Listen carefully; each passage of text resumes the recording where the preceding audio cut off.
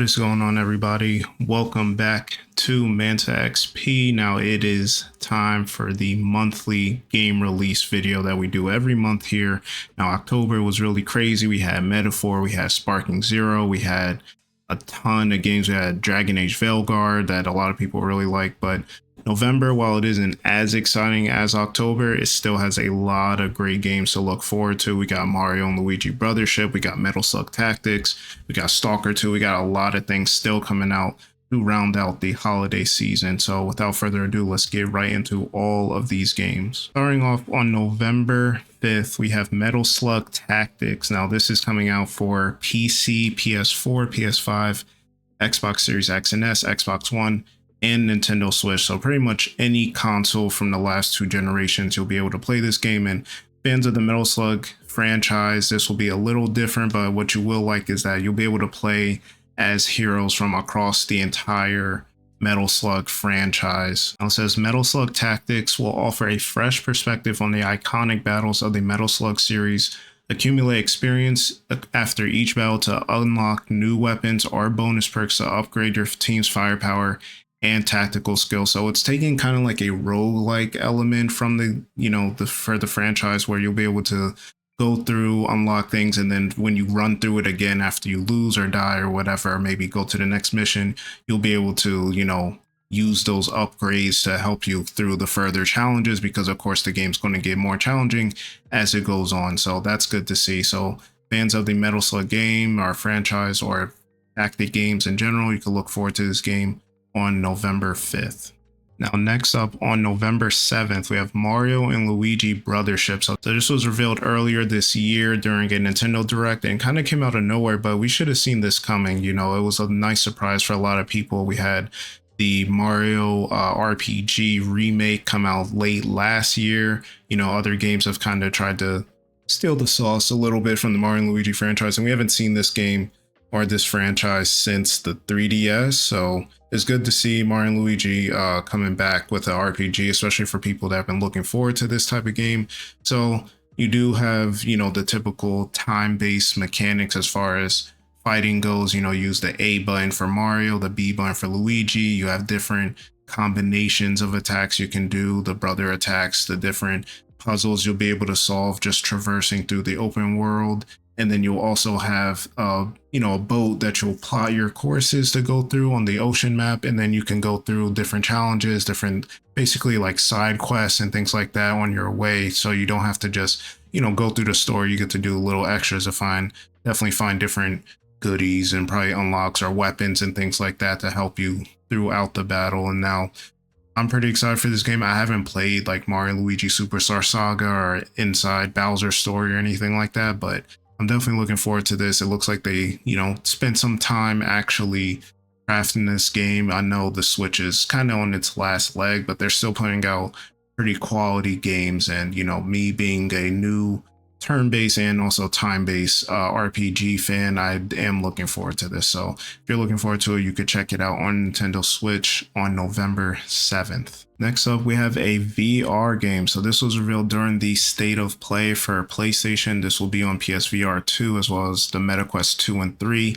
as well as Steam VR. And that's Metro Awakening, coming out on the same day as Mario Luigi Brothership, November 7th. And as you can see, it is that dark, like noir type of style game. It is reminiscent kind of the S.T.A.L.K.E.R franchise, which we'll be talking about a little bit later in this video. But the description of the game is Metro Awakening is a story-driven first-person adventure built for VR that blends atmospheric exploration, stealth, and combat in the most immersive Metro experience yet.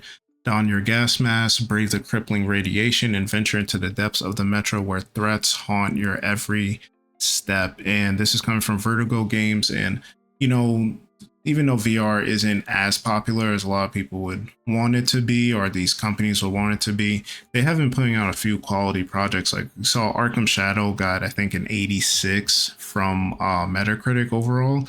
And the way this game is looking, it kind of looks like it's reminiscent of that, where you're creeping around using stealth, and then you can go in and actually fight, and you have your it looks similar with the hands and everything like that with the VR. And Hopefully VR can start catching on, because I think they are putting out some quality games. It's just not at the clip that a lot of people would like. But if you're looking forward to Metro Awakening, you could check it out on November 7th. Next up, we have Slitterhead. Now, this game is coming from Bokeh Game Studios, and it's kind of reminds me of, it's giving me like Ghostwire Tokyo vibes a little bit, but it's set in a densely cluttered streets of Long, so filled with obscurity and chaos. This battle action adventure game casts players as the Hioki, an entity devoid of memory and physical form.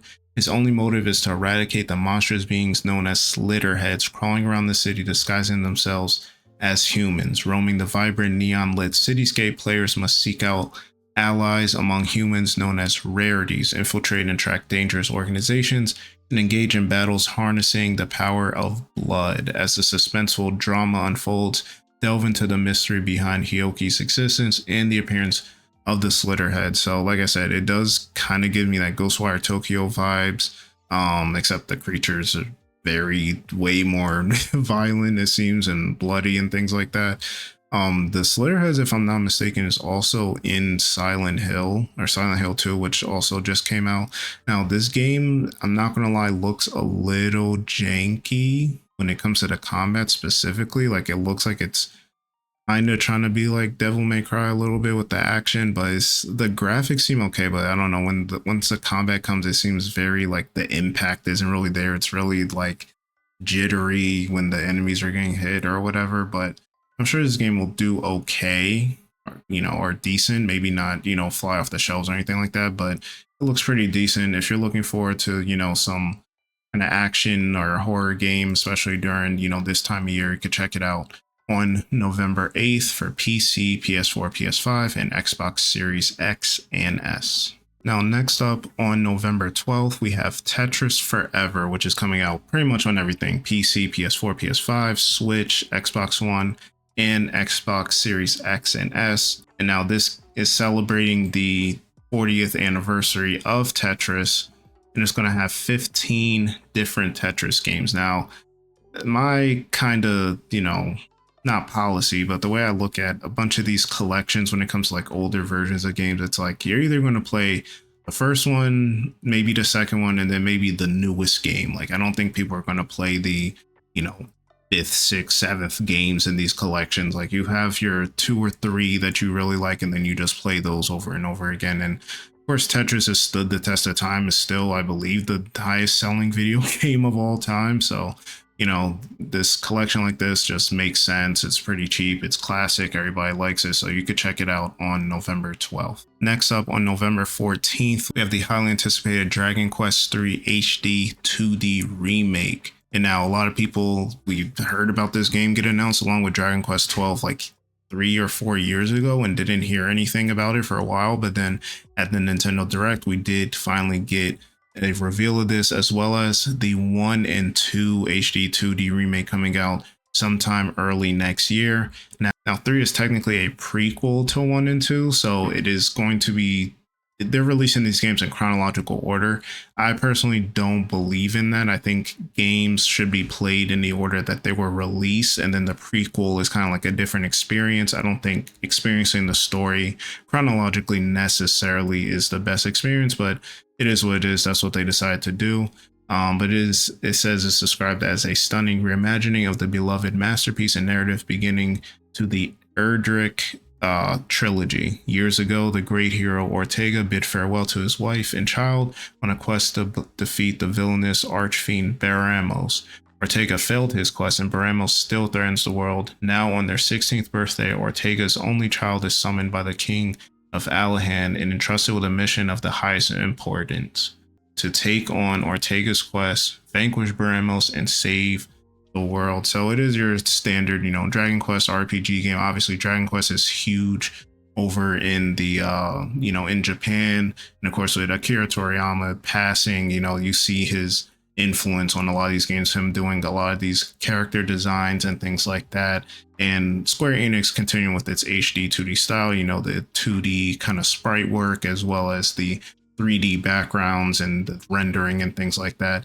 I do think it looks a little different than, let's say, like Octopath or Triangle Strategy, but it definitely looks good still. I still have to beat Octopath Traveler 2 as well as Star Ocean Second Story R. So I'm kind of behind on my HD 2D RPGs, but either way, this game looks great. I'm definitely looking forward to it, and you could pick it up too on November 14th for PC, Xbox Series S and X, Switch, PS4, and PS5. Now, next up, we have on the same day, November 14th, we have what was kind of a big surprise because of what platforms it's coming out on, but we have what seems to be PlayStation's #1 first party IP of the last like decade, and that is Lego Horizon Adventures, which is coming out on not just PS5 but also on Nintendo Switch, which does seem like a Switch game, but you are taking, it's the world of Horizon with Aloy. I'm not sure if this is a like how deep the story is going to be, or if it's even going to matter if it takes place between, games 1 and 2 or Horizon Forbidden West or after or whatever. I think it's just going to be a fun time in the Lego universe, but it is surprising that they did decide to partner with Nintendo and release this on the Switch. So we see that along with putting some of their games out on PC, Sony is trying to diversify where their player base is and not just stick with just their main console. Now, of course, they do want to get the majority of the sales and things like that, but they realize, okay, after a year or 16 months, 18 months or whatever, we can put our games on PC, and then with a smaller, spin-off title, we can put this on Switch, not directly on Xbox, because we know they view them as their more direct competition. But either way, I'm not necessarily into the Lego games, but this game does look good.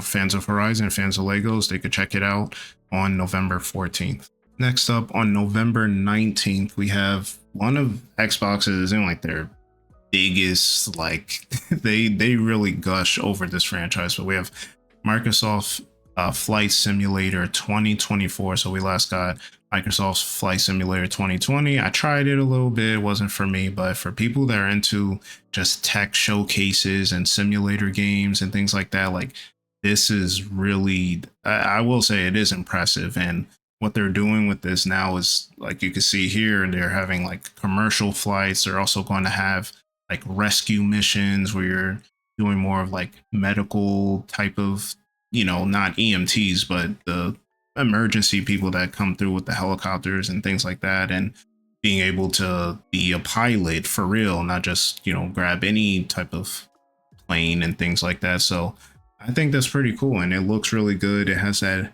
real time like GPS or whatever it's using with the satellite to bring real places that are really on Earth. Like I flew over my school's soccer field and it looked exactly like it. So, a lot of people are into these simulation games, and they seem like they're adding a lot more features in here. Like we said, you see the search and rescue missions, you have agriculture, cargo transport, you got a lot packed into these games. And then of course the game just looks really, really good. Like visually, I don't think there's many games that look that much better than that. You can check out Microsoft Flight Simulator on PC, Xbox Series X and S, and of course it will be day one in Game Pass November 19th. Next up, on November 20th, we'll finally get the release of Stalker 2 Harder Chernobyl coming out on the Xbox. And for 3 months, it'll be a limited, exclusivity. It'll also be day one in Game Pass. And now this game, as most people know, has been taking a long time to come out. It's been over 2 years, but we know the whole situation going on with Ukraine and Russia has kind of pushed this game back. They've lost developers, they've lost time, family, things like that. So definitely our hearts go out to GSC and everything. And hopefully the game is good, because realistically, we do want to be fair, but we also need to, if the game isn't good, we need to talk about it. But it's going to take place in the Chernobyl exclusion zone, which has changed dramatically after the second massive explosion in 2006. Violent mutants, deadly anomalies, warring factions have made the zone a very tough place to survive.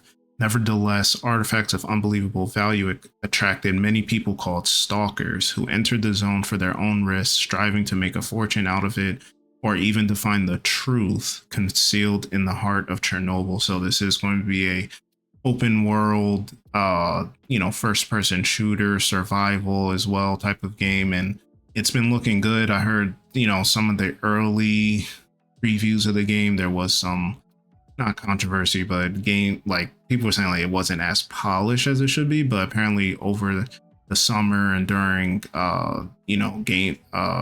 Gamescom over in Cologne, Germany, a lot of people have been gushing over the game. So I hope it is going to be good, and hopefully it sells really well, and I'm definitely looking forward to it. And hopefully everyone else will try it, and you could check it out on November 20th. Last up, we have a game called Nine Souls coming out on November 26th. Now, this game is already available on Steam if you want to check it out, but it will be coming out on PS4, PS5, Switch, and Xbox Series X and S. And as you can see, it is a hand-drawn 2D action platformer featuring Sekiro-inspired deflection-focused combat. Embark on a journey of Asian fantasy, explore the land once home to an ancient alien race, and follow a vengeful hero's quest to slay the Nine Souls, formidable rulers of this forsaken realm. So this game looks really, really good. It is an action platform. It does have some Metroidvania type of elements to it, but it's rated very highly on Steam already. It's at 96%, overly positive.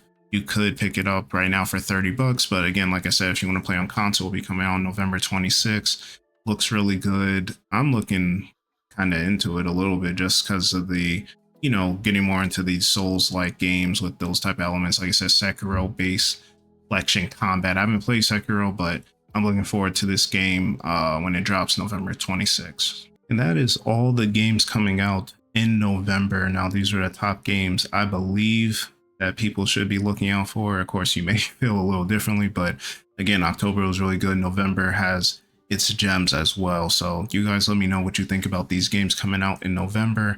Let me know what you're looking forward to or not looking forward to. Please make sure you do leave a like on this video, subscribe if you have not already, and I will catch you on the next one.